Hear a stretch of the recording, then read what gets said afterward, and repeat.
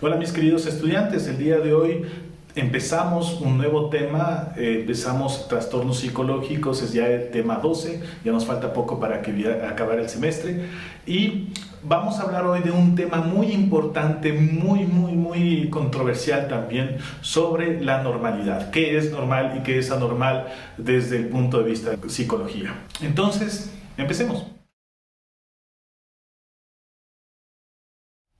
¿Qué es normal? Esta pregunta me la he hecho durante mucho tiempo. Quiero contarles una pequeña anécdota personal que estoy seguro que ustedes pueden tener anécdotas muy parecidas. Cuando estaba en la escuela era común que todos los niños, cuando salíamos al recreo, todos los niños iban con su balón a ganar una cancha, armaban los equipos de fútbol y yo iba corriendo a la biblioteca para sacar el último libro de la colección de libros que me gustaba. Había una colección que me gustaba mucho, que era de Dragones y Laberintos, Elige tu propia aventura. Me encantaban estos libros. Yo para nada era un niño nerd, no tenía muy buenas calificaciones ni nada de eso. Era muy distraído, tenía déficit de atención, no ponía atención en clase, pero me gustaba mucho leer. Y entonces yo recuerdo que los compañeros me comenzaron a molestar porque no jugaba fútbol con ellos. Mientras ellos estaban jugando fútbol, yo me sentaba con el libro leyendo y los veía, y veía un montón de pelotudos corriendo detrás de un balón. Estaba la pelota de aquí, iban corriendo, todos de un lado al otro, y me preguntaba, ¿por qué hacen eso? No me parece algo normal. Y comenzaron a molestarme porque decían que yo no era normal. No era normal porque no iba a jugar al fútbol con ellos, no era normal, de hecho a mí hasta ahora no me gusta el fútbol y muchas veces tengo que dar explicaciones por qué no me gusta el fútbol, porque eso no es normal. Normalmente se espera que a un hombre le guste el fútbol. Bueno, durante la adolescencia yo tuve que inventarme que era hincha de cualquier equipo porque es así como uno se presenta. Hola, soy David, soy hincha de tal equipo. No, yo me hice hincha de algún equipo pero nunca me gustó el fútbol, pero lo hacía porque quería encajar en cierta normalidad. Y ahí me quedé pensando mucho cuando estaba preparando esta lección sobre qué es normal. ¿Qué es normal? Cuando querían ser profesores aquí en Ecuador, iban a la escuela normal. Así se llamaba, tal cual. Era la escuela normal donde aprendían las normas. Normalidad etimológicamente viene de norma. ¿Qué es una norma? Una norma es como una especie de regla, pero ¿por qué es importante para nosotros la normalidad? ¿Por qué los niños molestan a aquellos que tienen algún rasgo que no es normal? Y déjenme decirles, todos ustedes tienen rasgos que no son normales. Que si un niño tiene sobrepeso, o que si está muy delgado, que tiene el cabello muy negro, o que tiene el cabello muy blanco, o que tiene, no sé, es muy alto, es muy bajo, le molestan por que le gusta, no sé, le gustan actividades que no tienen que ver con el deporte, en mi caso. Ustedes les pudieron haber molestado por algunas cosas. A las mujeres si son bonitas, demasiado feas, siempre burlando aquello que está fuera de la normalidad. Entonces, todos tenemos una idea desde niños de qué es normal y no. Yo en esta anécdota que les contaba, yo me quedé pensando mucho en esta palabra que me había dicho, la normalidad. ¿Qué es normal? Aquí es donde entramos en un campo más de filosofía que de psicología. Michel Foucault, un gran filósofo, él investigó mucho habló mucho sobre la normalidad. ¿Qué es normal? Entonces, si es que hablamos que la normalidad es tener un conjunto de normas, apegarse a un conjunto de normas, es apegarse a un deber ser, lo que debería ser. Asumimos que todos tenemos que asumir esta normalidad como algo que nos encaja. La normalidad como decir algo que es lo correcto, es la manera de ser. Esa sería la normalidad. Sin embargo, la normalidad ha cambiado mucho. Era normal hace algún tiempo, hace unos 50 o 60 años en el campo, era normal que, por ejemplo, si una perra paría y no querían los cachorritos, en vez de ponerlos en fotos en Facebook de adopción responsable, agarraban una bolsa, los metían a los cachorros en una bolsa y los arrojaban al río. Para nosotros nos parece un crimen atroz, nosotros nos podemos exaltar, algunos ya me van a demandar por decir estas cosas. Sin embargo, era normal en ese tiempo. No quiere decir que eso sea lo correcto o que sea bueno o malo, sino que esas cosas van cambiando. La normalidad va cambiando. Entonces, si la normalidad va cambiando, ¿por qué existe esta idea de normalidad? Y aquí es donde me dice Michel Foucault, La normalidad es una manera que el sistema tiene para ejercer el poder. El poder no se ejerce desde el sistema, no se ejerce a través de la imposición, de la autoridad, de los gritos. No es impositivo, sino tiene un mecanismo mucho más sutil para hacernos caer en el poder, para darle poder al poder, que es justamente esta especie de sentido común. Creer que sabemos qué es lo normal y qué no es normal. Entonces lo normal viene de esta idea de sujetarse a cierta norma, cierta manera de actuarse para perpetuar el poder del sistema. Entonces, si uno quiere ser autónomo y libre, tiene que ser anormal. Y es por eso que muchas personas mantienen ese espíritu de rebeldía y se ven como raros hasta ahora. Personas que no encajan, que no terminan nunca de encajar. Personas que cada rato nos hacen reescribir las cosas. Pues en este sentido, la anormalidad no sería como algo malo, sino sería una persona buscando en sí su autonomía o ejerciendo su libertad. Cuanto más fuera del sistema estemos, más anormales seríamos considerados. Esto les pongo un poco para que ustedes reflexionen si es que en realidad ustedes quieren ser normales. Entonces, ¿qué es la normalidad de la psicología? Desde un punto de vista, puede ser la normalidad como una desviación del promedio. La anormalidad, desde este punto de vista como un promedio, supone que estamos comparando el comportamiento de una persona con el comportamiento de la sociedad. ¿Qué es lo que pasa? Muchas veces se necesita de personas que vayan en contra del comportamiento de sociedad para que exista progreso. Podríamos decir que en este sentido un Elon Musk o un Emmett Brown, aunque es ficticio, serían personas que están por fuera de la normalidad. Sería esa excentricidad la que ayudaría al progreso. No necesariamente significa que tienen un trastorno psicológico. Por otro lado, si hablamos de la normalidad como una desviación de un ideal, asumiríamos que existe un ideal consensuado, es decir, la gran mayoría piensan que este es el ideal de lo que debería ser. En realidad no existe ese ideal, no existe qué es lo que debería ser, cómo debería funcionar un cerebro, cómo debería funcionar una mente. Y ese es el problema de con muchas veces cuando tenemos un ideal. Es más, por esta idea de la normalidad como un ideal es lo que se hace el bullying. Porque buscas ver cómo debería ser en este gran mundo mágico en el que viven los niños, que creen que uno tiene que igualarse a un tipo de una figura, un estándar, y cualquier persona que está por fuera de esta figura o de este estándar es una persona que vale la pena acabarla o molestarle. Por otro lado, se podría definir la anormalidad como esta sensación de incomodidad personal. Es decir, una persona que se siente mal consigo mismo, un sufrimiento. Para muchos psicoterapeutas, pues esto es lo que se trata en el consultorio, el sufrimiento de las personas. Es decir, personas que tienen una depresión, tienen una ansiedad, no se sienten bien, no pueden funcionar bien. Tienen una incomodidad o reportan una incomodidad, no se sienten contentos consigo mismos. Esto puede ser considerado como anormal por ellos mismos, para el estándar de cada uno. Sin embargo, hay personas que se sienten bien siendo anormales. Por ejemplo, un psicópata podría sentirse bien siendo psicópata, ¿no?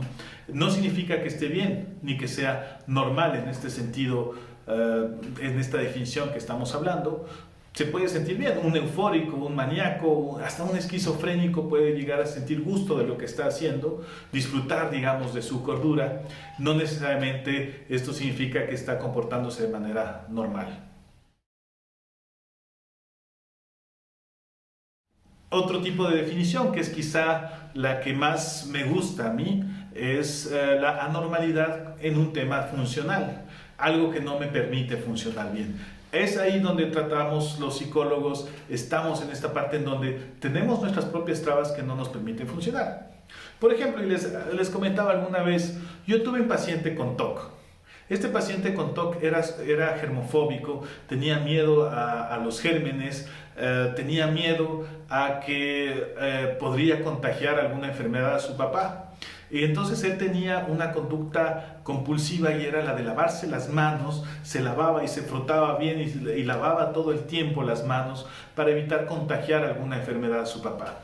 De hecho, trataba de no salir de la casa, no tener contacto con nadie para no contagiar una enfermedad a su papá. Su papá no vivía con él, vivía en otro lado, pero aún así su compulsión era eso siempre lo que pensaba y decía, si es que yo no soy aseado, si es que yo no soy higiénico, algo malo le puede pasar a mi papá. Entonces, estuvimos bastante tiempo en terapia, él logró aminorar este tipo de compulsiones, logró sentirse un poco más tranquilo, reducir su ansiedad. Sin embargo, ¿qué pasaría ahora? Y es lo que siempre pienso, creo que le tengo que devolver la plata. ¿Qué es lo que pasaría ahora en los tiempos de cuarentena? Los tiempos de cuarentena donde todos estamos con el mismo comportamiento, asustados de que si es que no nos lavamos las manos 19 veces al día, algo malo les va a pasar a nuestros papás. Entonces, antes ese comportamiento de él no era normal y no le permitía funcionar bien, no le permitía estar en una normalidad aceptada, sino tenía que hacer algo para poder ajustarse. Y ahora resulta que la normalidad cambia. Y ese es el punto. Entonces es que hablamos de una normalidad basada en la parte funcional. La normalidad cambia de acuerdo a la cultura, a la sociedad. Ahora, por ejemplo, ya es más común quizá lo que antes sería medio raro y a mí se me haría raro que estoy hablando con un punto ciego de mi teléfono mientras estoy imaginando que estoy hablando con ustedes. Eso ahora ya es para mí normal. Antes no lo era. Antes era hasta anormal tomarme un selfie. Para muchos de ustedes es normal esto de levantarse de sus camas, cambiarse para irse al sofá. Antes te arreglabas para salir, ahora a lo mejor te pones una sudadera y estuvo. Entonces, ¿cuál es el asunto? La normalidad no es algo fijo, no es algo estático, sino es algo que se va replanteando y se replantea constantemente conforme la sociedad. Cuando hablamos de normalidad, necesariamente tenemos que hablar desde la parte contexto. Por ejemplo, y hace no mucho tenía una conversación con una persona mayor, que decía que qué desastre o qué terrible no habrá una manera de tratar a la homosexualidad, ¿no? Entonces yo le explicaba que la homosexualidad no es considerada un trastorno y me dice, pero eso no es normal. Y yo le digo, sí, no es normal para ti, pero es normal para otra persona que normalmente se acuesta con hombres, pues ni lo piensa. O sea, un hombre que se acuesta con hombres no lo piensa, es normal para él.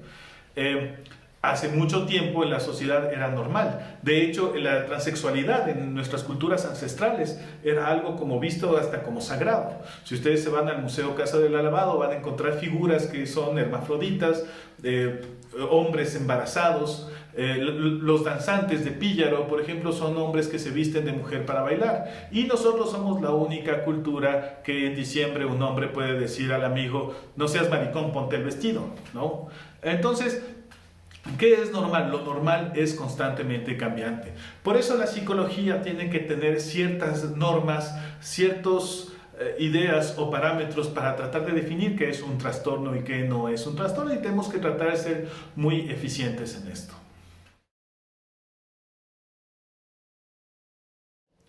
Además, la normalidad puede ser entendida desde un punto de vista legal. Muchas veces se trata de hacer perfiles psicológicos a las personas para definir si su comportamiento es normal o no, para ver si es que en su mente pueden diferenciar entre el bien y el mal. No es lo mismo que una persona esquizofrénica mate a su esposa porque la CIA quiere robar la mitad de su cerebro, ¿no?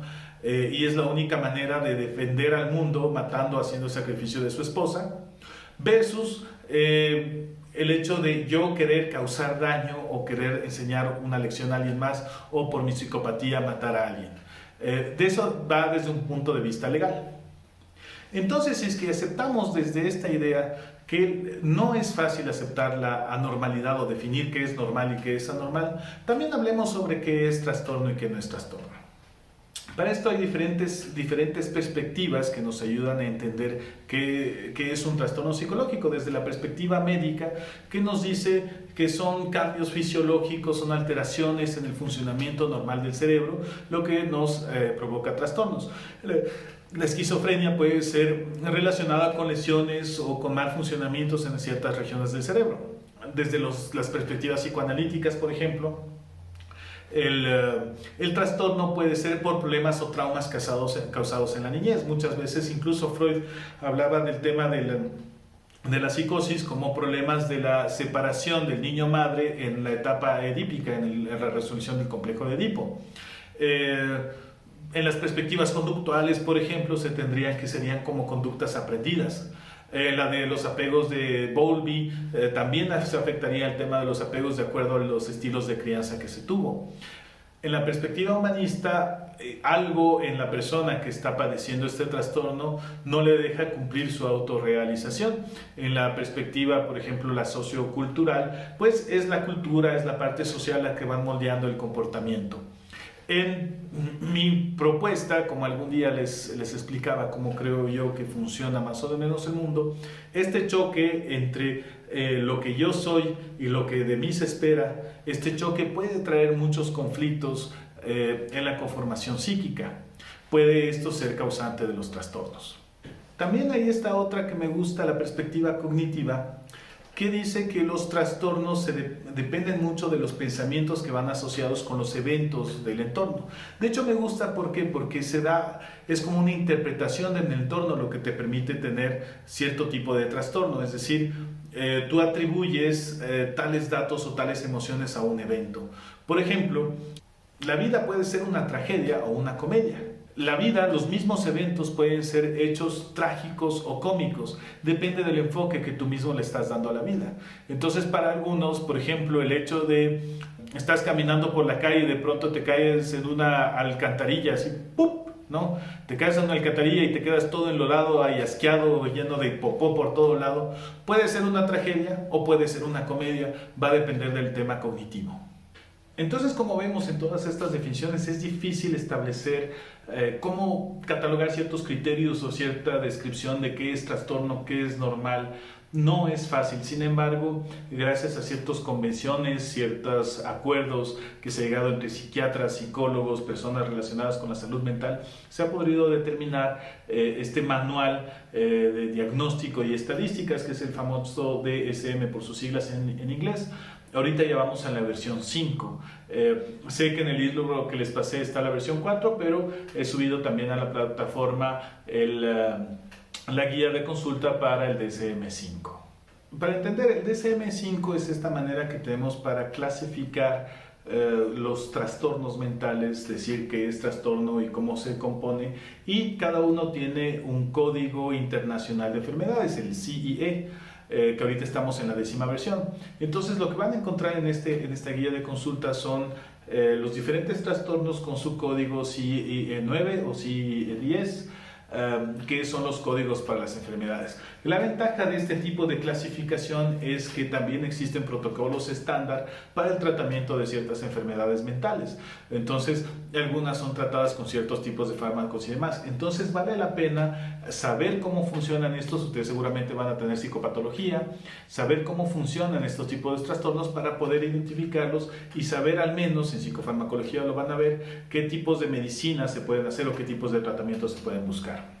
A lo largo de esta semana vamos a estar hablando de algunos de los subtipos más comunes o más importantes, interesantes del DSM-5, y vamos a estar hablando sobre diferentes tipos de trastornos. El día de hoy simplemente quería introducir rápidamente el tema para poder conversar sobre la normalidad el día que nos toca la clase. Hasta entonces, hasta luego.